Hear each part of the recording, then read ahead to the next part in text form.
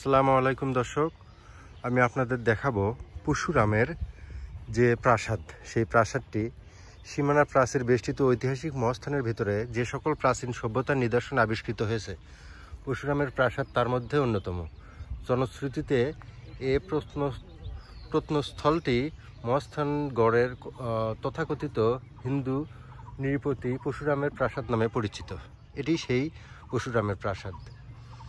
1907 থেকে 1961 ও সর্বশেষ 1965 খ্রিস্টাব্দে এ প্রত্নস্থলে প্রত্নতাত্ত্বিক খনন কাজ পরিচালনা করে 3টি নির্মাণ যুগের সন্ধান পাওয়া যায়। তো চলুন দেখি আমরা সেই পুরাকীর্তি পরশুরামের যে স্থাপনা, এটা হচ্ছে অত্যন্ত প্রাচীন। পরশুরাম নামের অবশ্যই আপনারা তাকে চেনেন বা জানেন তার বিষয়ে। তিনি এখানকার রাজা ছিলেন পরশুরাম। তো তার এটা ছিল প্রাসাদ।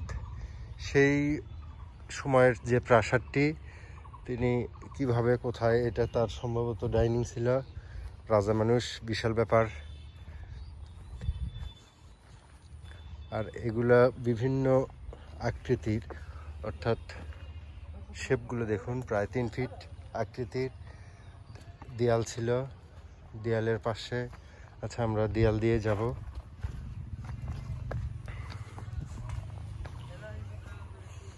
এই দেয়ালের পাশে আবার বাউন্ডারি দেয়াল ছিল।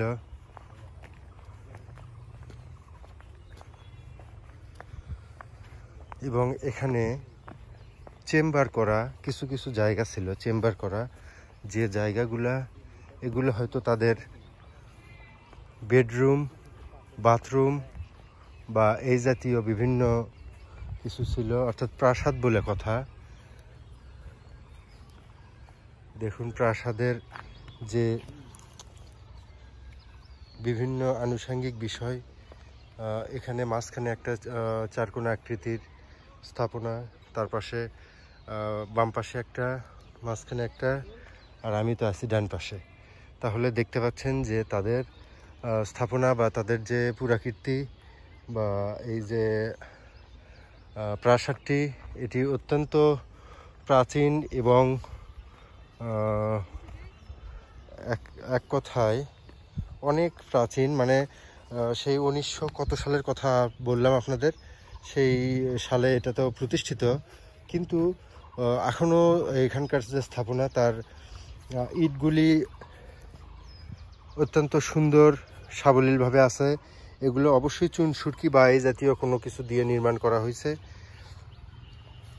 তারপরেও এত পুরাতন হওয়ার পরেও আমরা কিন্তু দেখতে পাচ্ছি এখানকার ইটগুলি অত্যন্ত শক্তিশালী বা একেবারে পরিষ্কারই বোঝা যাচ্ছে যে তেমন কোনো সমস্যাই হয় নাই। তবে কিছু কিছু জিনিসগুলো ধ্বংস হয়ে এগুলার সৃষ্টি হয়েছে। উপরি অংশগুলো ক্ষতিগ্রস্ত হওয়ার ফলে এই জায়গায় গিয়ে ঠেকেছে। তো যাই হোক, আমি আপনাদের পুরো অংশটুকু দেখানোর চেষ্টা করলাম। তাদের স্থাপনার কোন পাশে কি, এটা হচ্ছে মাঝখানের যে চেম্বারটুকু। তারপর প্রাসাদের ডান দিকে বাম দিকে দুদিকে বিভিন্নভাবে সাজানো গোছানো ছিল। আর এই যে এখান থেকে দেখতে পাচ্ছেন, এটা হচ্ছে চেম্বার, এটা ফটক দরজা ছিল সম্ভবত। ফটক দরজার এখানে সিকিউরিটিও থাকতে পারে।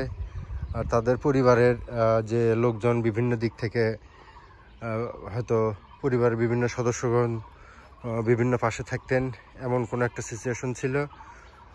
তবে আমি সাজেস্ট করি, যদি আপনাদের আগেকার দিনের রাজা বা তাদের বিভিন্ন বিষয়াদি দেখার প্রয়োজন বা পৃথিবীকে জানা, কিভাবে উত্থান পতন, এগুলো বিষয়ে যদি জানার প্রয়োজন হয়, তাহলে অবশ্যই আমার মনে হয় অন্ততপক্ষে আপনাদের মহাস্থানগড়টি ঘুরে দেখা উচিত। এখানকার স্থাপনাগুলো দেখলে আপনার ভেতরে একটা বিষয় প্রতিষ্ঠিত হবে যে আসলে মহাস্থানগড়ের স্থাপনাগুলো, সেগুলো আপনাকে কালের সাক্ষী হিসেবে থাকবে এবং একটা প্রতিষ্ঠান বা আপনার এখানে যে রাজা বা প্রজাদের আধিপত্য ছিল, রাজা রানী, তাদের যে একটা কর্মযোগ্যতা ছিল, সেই বিষয়ে আপনি একটা ধারণা লাভ করতে পারবেন। শুধু পাঠ্যপুস্তক পড়েই যে আপনি সব কিছু বুঝবেন, আসলে তা না। আপনাকে বুঝতে হলে অবশ্যই আপনাকে এই বিষয়গুলো অনুধাবন করতে হবে, দেখতে হবে, ঘুরতে হবে। তো ঠিক আছে, সবাই ভালো থাকবেন। আসসালামু আলাইকুম। আমার চ্যানেলের সাথে থাকার জন্য ধন্যবাদ। আমার অন্যান্য ভিডিওগুলো অবশ্যই দেখে আসবেন। আল্লাহ হাফেজ।